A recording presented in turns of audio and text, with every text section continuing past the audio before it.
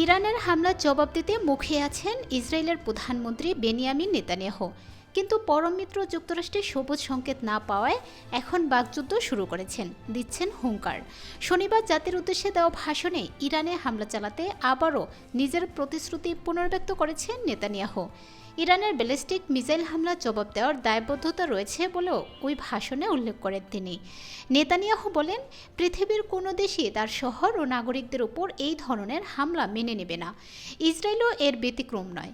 তেল আবিবের কিরায়া সামরিক সদর দপ্তর থেকে দেওয়া ওই ভাষণে নেতানিয়াহু বলেন, তাদের আত্মরক্ষার অধিকার রয়েছে।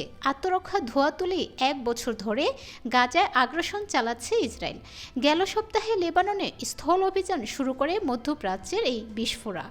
ইসরায়েলের আগ্রাসনের প্রতিক্রিয়ায় গেল মঙ্গলবার ইসরায়েলকে লক্ষ্য করে প্রায় 180টি ব্যালিস্টিক মিসাইল ছুড়ে ইরান। এতে ইসরায়েলের বেশ কয়েকটি বিমান ঘাঁটি ক্ষতিগ্রস্ত হয়েছে। এখন সেই হামলার বদলা নিতে চাইছেন নেতানিয়াহু।